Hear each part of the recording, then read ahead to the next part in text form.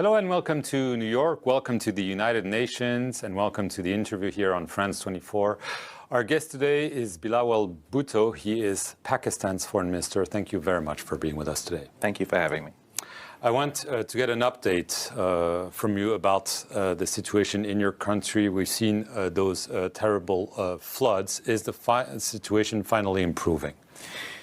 We are still in an active disaster at the moment, unfortunately. The scale of the tragedy, the climate catastrophe in Pakistan is of truly apocalyptic and biblical proportions. We've all heard the story of Noah and the Noah's floods, where, according to the Bible, it rained for 40 days and 40 nights. Well, this monster monsoon that Pakistan experienced started in the mid of June and ended at the end of August. So that is sort of the extent of this devastation. Once the rains finally stopped, it left a 100-kilometer lake in the middle of my country that could be seen from space. And that body of water is still descending into the sea, and there are many, many areas that are inundated. So we're still in the rescue and relief phase of this tragedy. And the irony of this is that Pakistan produces a negligible, about 0.8% is our carbon output, but with one of the 10 most climate stress countries on the planet. And 33 million people, one seventh of our population has been affected by this tragedy. They're paying in the form of their lives and their livelihoods for a catastrophe that they didn't help create. Right.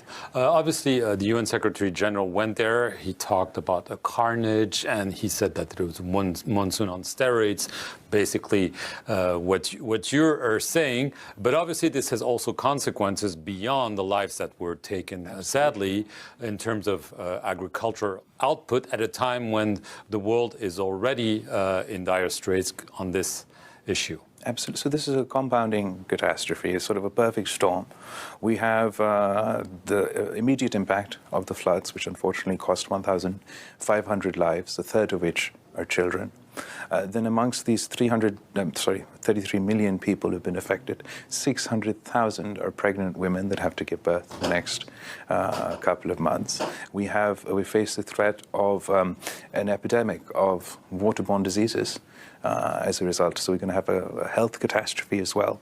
Then, as you mentioned, with 4 million hectares of standing crop damage, the potential of our next crop, the wheat crop, being unable to be planted, 1 million heads of cattle who have died as a result of this floods. We've got a food security, an agricultural crisis, a food security potentially on our hands. And then Pakistan, like many other countries, who's already facing difficult economic times. We just literally entered into our agreement with the IMF, hoping for the economic stability that it would bring. But unfortunately, I believe all the bases, all the figures, all the estimates that the IMF and we had made up until this point have also been washed away by these floods. So we're facing a climate catastrophe, a potential health catastrophe, a food scarcity crisis, and imminent economic difficulties. So you need international help. Is it happening? Is it happening strongly enough, soon enough? So we're very grateful for the assistance that we have received so far from a whole host of countries. Even if I started to try and name them, I would be unable to.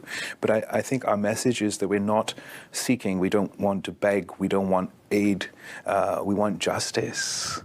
This is a global catastrophe as a result of global action, and it requires global solutions. And what I'm happy to report is the response from the international community, as you mentioned, from the UN Secretary General, who visited himself, various other countries we're engaging with. We even met with your president, the president of France, yesterday. He was not only empathetic in expressing solidarity, but was willing to work with Pakistan to overcome this crisis, the climate aspects of it, the economic aspects of it, and very generously offered to host a conference in France before the end of the year to help us build back, but build back better and How more much do you resilient. need? So we don't. It is at the moment. As I mentioned, it's still an ongoing crisis or catastrophe, and there's still a damage needs assessment that needs to be done. Once the water properly recedes, which may take some months, we'll have a final figure. At the moment, the guesstimates, and these are just guesstimates, are close to $30 billion in economic loss. But every crisis creates an opportunity. And in this crisis, the opportunity is that we must build back in a more resilient way, in a greener way, where we'll have green infrastructure, green energy, climate resilient infrastructure, and create green jobs and green opportunities. That is the way forward. But right now, as we're sort of smack dab in the middle of this catastrophe, our first and foremost focus is to relief